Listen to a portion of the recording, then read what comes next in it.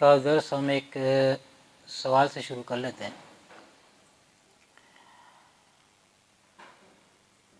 راولپنڈی سے ایک ساتھی ہیں، انہوں نے ایک سوال کیا کہ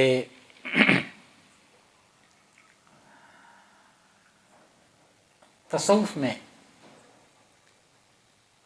دو قسم کے لوگ داخل ہوتے ہیں، ایک وہ جنہوں نے علم دین حاصل کیا ہوتا ہے، درس نظامی وغیرہ کیا ہوتا ہے، علم شرع پڑھا ہوتا ہے، ایک وہ لوگ داخل ہوتے ہیں، اور دوسرے جنہوں نے علم دین پڑھا نہیں ہوتا، درس نظامی وغیرہ نہیں کیا ہوتا۔ تو کیا تصوف کی نگاہ میں یا راہ طریقت میں یہ دونوں برابر ہوں گے؟ درس نظامی کر کے آنے والا اور ایک جس نے علم دین سرے سے پڑھا ہی نہیں، قرآن پاک تو پڑھا ہے، ناظرہ پڑھا ہے یا حافظ قرآن وغیرہ ہے، لیکن درس نظامی جسے ہم عالم کہتے ہیں وہ اس نے نہیں کیا۔ تو سوال یہ تھا کہ کیا یہ دونوں برابر ہو سکتے ہیں؟ تو سیدھا سا جواب تو یہ بنتا ہے کہ نہیں، کیونکہ ایک علم سیکھ کے آ رہا ہے جو علم ظاہر کا اس سے تعلق ہے، وہ علم ظاہر کو ساتھ لے کے آیا، علم سیکھ کے آ رہا ہے، اور دوسرے کے پاس وہ علم نہیں ہے۔ تو علم والا اور غیر علم والا برابر وہ نہیں ہو سکتے۔ اور دوسرا اس کا جواب یہ ہے کہ آنے والے وہ جو درس نظامی کر کے آیا ہے وہ، اور وہ جو کچھ بنا پڑھے آ گیا ہے وہ، تصوف کی نگاہ میں دونوں ہی شعبہ تصوف کے طالب علم ہیں۔ اب ان کی جو اسٹڈی شروع ہونے والی ہے، تو جو درس نظامی کر کے آیا تصوف تو پڑھ کے نہیں آئے، شرع کے مسائل تو پڑھ کے آئے ہیں مگر علم باطن حاصل نہیں کیا۔ تو یہاں اب جب وہ تصوف میں طریقت میں داخل ہوں گے اس کی تعلیم و تربیت کے لیے، تو دونوں ہی اس حوالے سے کامن ہوں گے۔ ظاہری تعلیم کے حوالے سے تو لازمی ہے فرق ہوگا۔ تیسری بات، یہ فقیر آپ کو حوالہ بھی دے دے،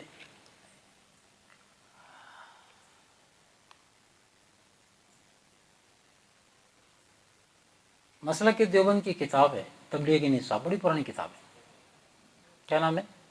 تبلیغی نصاب۔ اب انہوں نے اس کے چیپٹر الگ الگ کر دیے، اور خدا جانے اب وہ چیز اس میں واقع موجود بھی ہے کہ نہیں ہے، عرصہ ہوا اس فقیر نے پڑھا تھا۔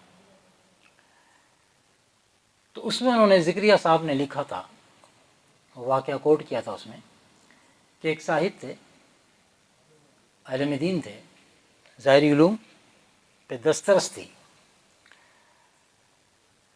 تو انہیں ظاہری علوم حاصل کرنے کے باوجود اس چیز پہ کمال حاصل نہیں تھا۔ وہ بھی نہیں، جب تک اس چیز کو حاصل نہ کیا جائے تو اس پہ کمال کیسے حاصل ہوگا؟ تو انہیں اس کی طلب ہوئی کہ میں ظاہری علم کے ساتھ ساتھ یہ بھی حاصل کروں۔ تو وہ اس وقت ایک شیخ تھے، ان کے پاس چلے گئے اور جا کے کہا کہ میں رائے طریقت میں چلنا چاہتا ہوں، علم باطن حاصل کرنا چاہتا ہوں، تو مجھے آپ بیعت کر لیجیے، اپنے سلسلے میں داخل کیجیے، اور میرا جو منشا ہے، میرا جو مطلب ہے وہ میرا پورا ہو جائے۔ تو شیخ نے کہا کہ ٹھیک ہے، مگر اس کے لیے آپ کو اس بات کے لیے تیار ہونا پڑے گا۔ اب یہ واقعہ آپ فقیر آپ کو اپنے الفاظ میں بیان کر رہا ہے، ٹھیک ہے؟ کہیں آپ کہیں گے صحیح وہاں تو کچھ اور لکھا تھا، آپ کچھ صرف الفاظ کا آگے پیچھے آپ کو سمجھانے کے لیے اپنے الفاظ میں بیان کر رہا ہوں۔ تو انہوں نے کہا کہ آپ کو جیسا ہم کہیں گے ویسے کرنا پڑے گا۔ شرط کیا ہے؟ جیسا ہم کہیں گے ویسے آپ کو کرنا پڑے گا، ویسے چلنا پڑے گا۔ میں کہا جی ٹھیک ہے۔ انہوں نے، ان کے شیخ نے بیعت کر لیا، بیعت کرنے کے بعد ان سے کہا ٹھیک ہے آپ جائیں، اور یہ جو آپ درس وغیرہ دیتے ہیں نا یہ بند کر دیں۔ اب درس کس کا تھا؟ درس قرآن تھا، درس حدیث تھا۔ شرعی مسائل تھے، فقہ پڑھاتے تھے، سب بند کریں، فتویٰ نویسی وغیرہ سب بند کر دیں۔ کرنا کیا ہے؟ نماز پڑھیں، قرآن مجید کی تلاوت کریں، اور یہ ذکر قلبی ہے، ذکر الہی، مراقبہ کریں بس، اور آپ نے کچھ نہیں کرنا۔ اب وہ جو چیز لے کر آیا تھا نا، وہ کیا تھا؟ وہ علم ظاہر۔ اب کسی جس نے 20 سال لگا کے، شاہ صاحب جس نے 20-30 سال لگا کے وہ علم سیکھا ہو نا، اور اس سے کہہ دے اس کو چھوڑ دو، تو اتنا بولنا آسان ہے مگر کرنا ذرا مشکل ہوتا ہے۔ یہ وہ لوگ اس فیلنگ کو وہ لوگ سمجھیں گے جو اس راہ سے کبھی اگر گزرے ہوں تو لیکن وہ سوچ کے آئے تھے کہ، اور معاہدہ ہو چکا، جیسا کہیں گے ویسا کروں گا۔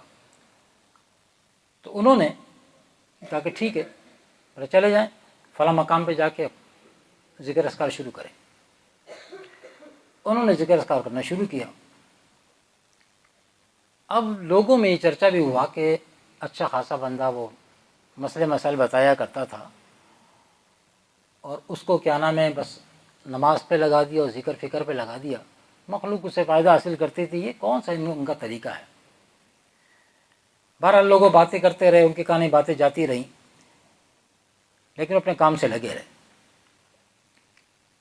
ایک دن حضرت ان کے پاس گئے یا وہ ان کی ملاقات ہوئی، اس نے کہا سنائیں کیا ہو رہا ہے؟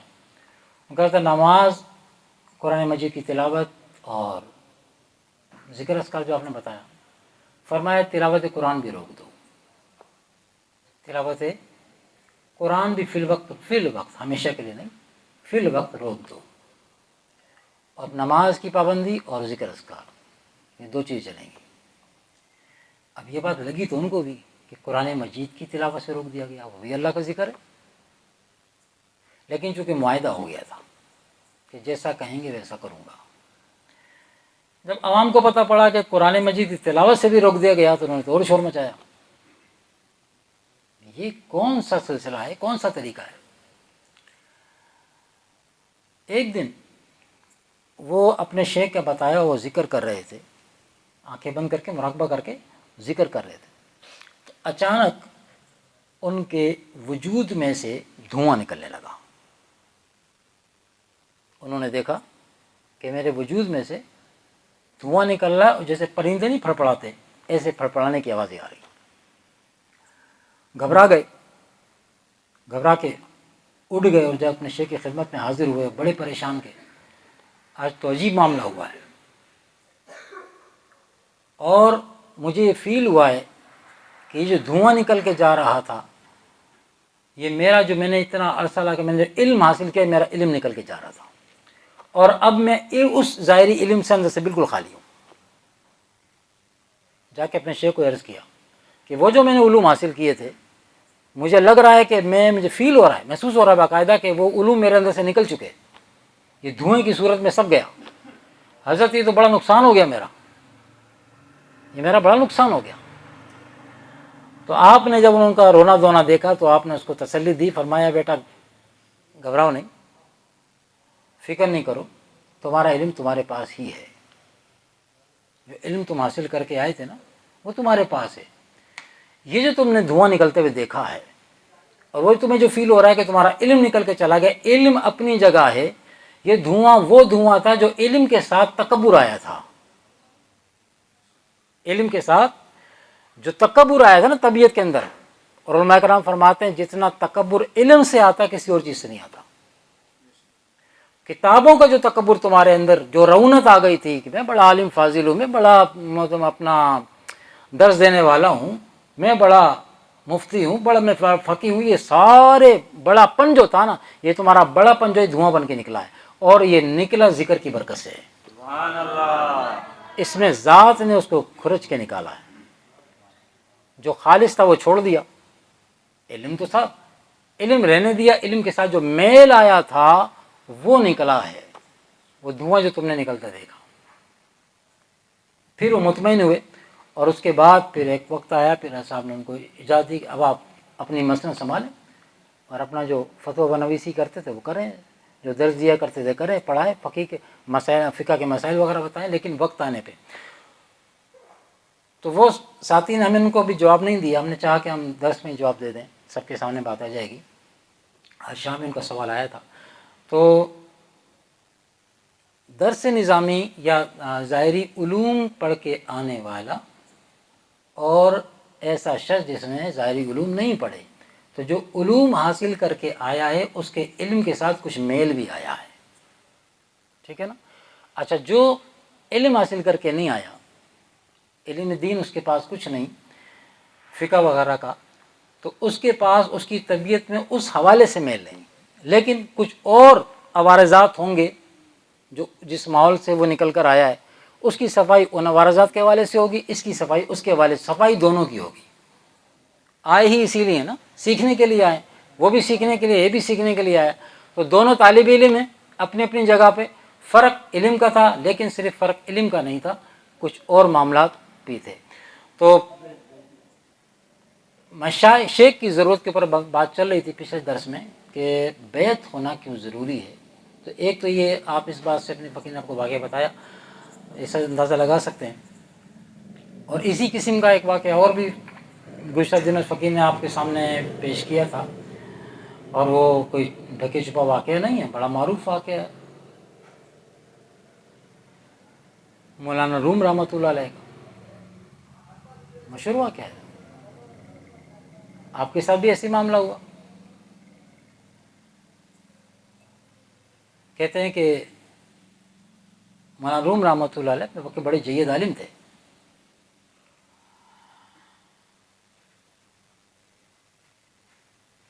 کتابیں پڑھاتے تھے، درس دیا کرتے تھے۔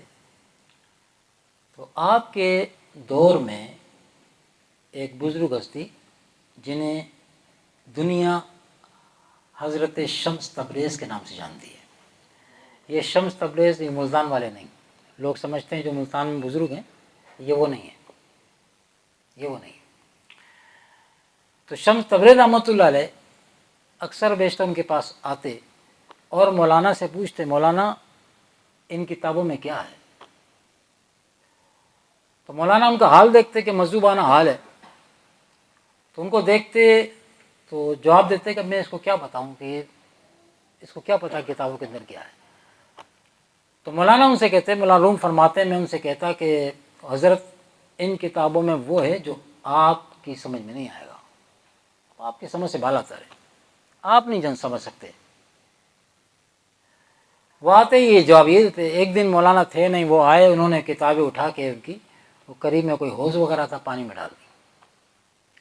جب مولانا کو پتہ چلا تو وہ آئے، دیکھا تو کتابیں اس وقت وہ کچی سیاہی سے لکھی جاتی تھیں، پریس تو نہیں ہوتے تھے، تو کتابیں جب دیکھا تو کہتے ہیں کہ کتابوں کی سیاہی دھل چکی تھی اور پانی سیاہی مائل ہو گیا تھا۔ شمس تبریز رحمۃ اللہ موجود ہیں۔ اب مولانا نے جب آ کے دیکھا کہ میری برسوں کی کمائی پانی میں مل گئی، سر پکڑ کے بیٹھ گئے۔ اب کہوں بھی تو کس سے کہوں؟ اگر اس کو پتہ ہوتا کتابوں میں کیا تو پانی میں ڈالتا کتابیں، میری برسوں کی محنت لمحے میں ضائع کر دیا، کہیں کس سے؟ تو جب وہ سر پکڑ کے بیٹھے تو مولانا شمس تبریز رحمۃ اللہ فرمایا کہ مولانا کیا ہوا، کیا ہو گیا؟ فرمایا آپ نے میرے برسوں کی محنت ضائع کر دی۔ کون سی محنت؟ میری کتابیں پانی میں دھل چکی، علم ضائع کر دیا آپ نے۔ میں اچھا کتابیں چاہیے، بولا اب کتابیں کہاں ملیں گی، اب کتابیں دھل چکی، اب کتابیں کہاں ملیں گی؟ تو شمس تبریز رحمۃ اللہ علیہ نے اپنا دست مبارک پانی میں ڈالا اور ایک ایک کتاب نکال کے جب مولانا کو دیتے تھے، بجائے پانی کے نکلنے کے اس میں سے دھول مٹی نکلتی تھی۔ وہ جھاڑ جھاڑ کے مولانا کو پکڑاتے رہے اور کتابیں مولانا نے کھول کے دیکھی، ویسی کی ویسی لکھی ہوئی۔ اب مولانا حیرت کے عالم میں، حیرت کے عالم میں کتابوں کو دیکھ رہے ہیں، اور کبھی شمس تبریز کو دیکھ رہے ہیں، کبھی اپنے آپ کو دیکھ رہے ہیں۔ تو حیرت میں پوچھا کہ یہ کیا ہے، یعنی یہ کون سا علم ہے؟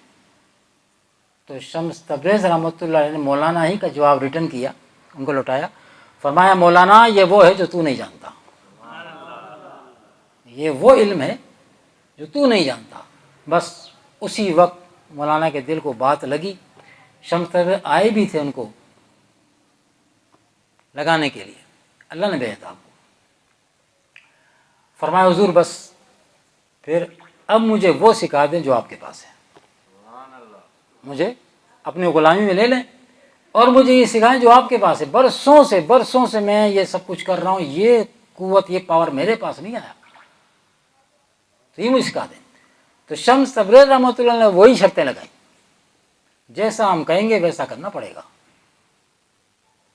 آپ نے حضور جیسا آپ کہیں گے ویسا کرنا پڑے گا، میں ویسا کروں گا۔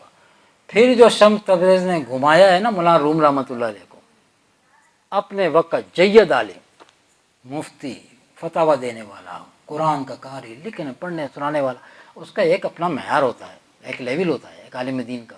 اب جب وہ گلی گلی گھوم، اب شمس تبریز کا حال کیا تھا، وہ مذہبانہ بزرگ کبھی چلتے چلتے رک گئے، چلتے چلتے بیٹھ گئے، کھڑے ہو گئے، کوئی جگہ نہیں، کوئی قیام نہیں، یہ پیچھے پیچھے بس پیچھے پیچھے چلتے رہو، بس سوال نہیں کرنا۔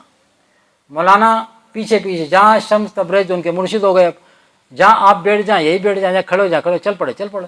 اب جہاں سے گزرتے تھے لوگ لان تان کرنے لگے مولانا کے اوپر کہ دیکھو وہ عالم دین کا کیا حال ہو گیا، اچھا خاصا 10 گیر دیا کرتا تھا، دین پڑھایا کرتا تھا، وہ ایک فقیر کے پیچھے لگ کے اس نے اپنا کیا حال کر لیا۔ اب مولانا کو اپنے کپڑوں کا ہوش نہیں، بڑے خوبصورت تھے مولانا روم رحمۃ اللہ، سفید رنگت کے مالک تھے اور اللہ نے حسن بھی دیا تھا، وہ حسن دھوپ میں پھر کے مان پڑتا چلا گیا، لیکن مولانا کو اس بات کی فکر نہیں تھی، بس وہ لگی ہوئی تھی کہ وہ جو معاہدہ ہوا ہے نا میں نے اس پہ قائم رہنا ہے۔ تو شمس تبریز رحمۃ اللہ علیہ کو لے گھومتے رہے، اب لوگوں کی باتیں ان کے کانوں میں پڑتی رہیں۔ اب وہ باتیں جو تھی نا لوگوں کی مولانا کے لیے، وہ جا کے دل پہ لگتی تھی، وہ مولانا کا حال دیکھو، مولانا کا حال دیکھو، مولانا کا حال دیکھو، کیا کر دیا۔ ادھر وہ منہ سے باتیں نکلتی تھی، ادھر مولانا کے دل پہ لگتی تھی، ادھر دھچکا لگتا تھا۔ اب اصل میں ہو رہی تھی تربیت، وہ جو مولانا علم حاصل کیا تھا نا، اس علم کے ساتھ وہی جو میل آیا تھا، اب شمس تبریز وہی میل اتار رہے تھے۔ جو لوگ تعریف کرتے تھے اب وہی تانے دینے لگے، ان تعریفوں کے ساتھ ہی تو میل آیا تھا، ان تعریفوں کے علم تو اپنی جگہ درست تھا، مگر انسان ہے نا تعریف سے یوں پھول جاتا ہے۔ ہم تو کاٹن کا سوٹ پہن لیں تو پھر ہم یوں ہو جاتے ہیں، پھر ہماری گردن نیچے نہیں آتی، ہوتا نہیں، انسانی فطرت ہے۔ جوتا اچھا پہن لیا تو پھر ہم نیچے نہیں دیکھتے، وغیرہ وغیرہ۔ تو یہ علم کا جو تکبر ہوتا ہے بڑا تکبر ہوتا ہے۔ تو شمس تبریز رحمۃ اللہ علیہ وسلم کی تربیت فرما رہے تھے۔ پھر ایک وقت آیا، ایک مقام سے کہتے ہیں گزر رہے تھے، تو وہاں پہ لوگ وہ ٹوکریوں میں کیچڑ اٹھا رہے تھے، مٹی، گندی مٹی اٹھا رہے تھے، کیچڑ۔ تو وہاں بھی سے گزرے تو وہاں بھی لوگوں نے مذاق اڑایا، تو عالم دین مولانا کا دیکھو کیا حال کر دیا۔ کسی نے مذاق کیا مولانا سے، اور کیا کیا کہ وہ کیچڑ بھی، ٹوکری جو بھری ہوئی تھی نا، وہ چٹائی کی بنی ہوتی ہے، وہ مٹی کی ٹوکری اٹھا کے مولانا کے سر پہ رکھ دی۔ مولانا نے دونوں ہاتھوں سے اس کو تھام لیا، جان نہیں چھڑائی اسے، کہ اس نے کسی نے رکھی مذاق میں، آپ نے پکڑ لیا اور اپنے مرشد کے پیچھے پیچھے چل رہے ہیں۔ اب وہ ہوا کیا کہ ٹوکری میں سے وہ کیچڑ والا پانی، مٹی والا پانی نکل کے مولانا کے سرخ سفید چہرے پہ آتا رہا۔ اب عجیب سا ماحول بن گیا۔ کافی آگے جا کے شمس تبریز رحمۃ اللہ اچانک رک گئے، اور رک کے پہ پیچھے مڑ کے دیکھا، جب مولانا کا حال دیکھا نا کہ حال سے بے حال، بال بکھرے ہوئے ہیں، کپڑے پھٹے پرانے ہو رہے ہیں، پاؤں میں چپل ہے نہیں ہے، اور وہ جو دیکھا چہرے پہ جو مٹی بہہ رہی تھی، بس یہاں پہنچ کے پھر اب شمس تبریز نے فرمایا مولانا اب یہ پھینک دے مٹی، اب یہ ٹوکرا پھینک دے، بس کام بن گیا۔ سبحان اللہ۔ وہ ٹوکرا پھینکوا کے پھر مولانا کو عطا کیا، تب جا کے مولانا کو وہ چیز ملی تھی۔ آج کون اتنی محنت کرے گا؟ وہ تو عالم دین تھے، اتنی محنت اٹھا گئے، ہم جیسا جاہل بھی اتنی محنت نہیں کرے گا۔ ہم تو کہتے ہیں بس تیار رکابی کے اندر مل جائے، اس میں بھی نخرے ہیں، اس میں بھی ہمارے نخرے ہیں۔ تو یہ جتنا فقیر آپ کو بتانا ہی چاہ رہا ہے کہ یہ علم باطن جو ہے اس وقت آثار قیامت کی وجہ سے جتنا عام کر دیا گیا اتنا عام تھا نہیں۔ لوگ محنتیں کر کر کے پیچھے لگ لگ کے حاصل کرتے تھے، پھر بھی دیکھتے تھے، امتحانوں میں ڈالتے تھے، آزمائشوں میں ڈالتے تھے، پھر کہیں جا کے سلسلے میں داخل کرتے تھے اور پھر لطیفے قلب دیا کرتے تھے۔ اب کہاں ہیں؟ اب ہے کوئی آزمائش؟ تو اس لیے عرفہ فرماتے، ہمارے شیخ فرمایا کرتے تھے، وقت تھا کہ جب لوگ آل اللہ کو تلاش کرتے تھے کہ ہمیں کوئی اللہ کا دوست مل جائے کہ ہم اس کے دامن سے وابستہ ہو جائیں اور یہ نعمت لے لیں، قبر میں جانے سے پہلے پہلے یہ نعمت لے لیں، تو اور وہ نعمت لینے کے لیے آزمائشوں سے گزرنے کو بھی تیار تھے۔ فرمایا اب وقت وہ آ گیا، اب وقت وہ آ گیا کہ اب عوام نہیں، اب وہ آل اللہ اپنے گھروں سے نکل کر عوام کی تلاش میں جا رہے ہیں، عوام کے پاس جا رہے ہیں کہ یہ لے لو، اور کوئی آزمائش نہیں، کوئی امتحان نہیں ہے، فری میں لے لو۔ اب فری میں لینے والا کوئی نہیں، اب قرب قیامت ایسے آ گیا، ہر آدمی نفسہ نفسیت، جو آدمی دنیا کی طرف دوڑ رہا ہے، تو قبر کی فکر اب تو خام کسی کو ہے۔ ہمارا جملہ کیا ہے؟ جب مریں گے جب دیکھی جائے گی۔ کسی کو سمجھایا نا بات، تو ہم کہتے ہیں جب مریں گے جب دیکھی، جب قیامت آئے گی نا، جب دیکھی جائے گی۔ قبر میں جانے کے بعد اور قیامت آ جانے کے بعد پھر کو ہم تھوڑی دیکھ رہے ہوں گے بھائی، پھر تو وہ دیکھے گا، پھر تو ٹائم ختم ہوگا ہمارے پاس۔ بہرحال تو یہ چند ایک کلمات تھے شروع کے، تو اس فقیر نے آ کے شیئر کر لیں، اس بھائی کو بھی جواب مل جائے گا ریکارڈنگ میں۔ درود پڑھے، اللہم صلی علی سیدنا مولانا مولانا محمد وعلی آلہ وصحبہ اجمعین۔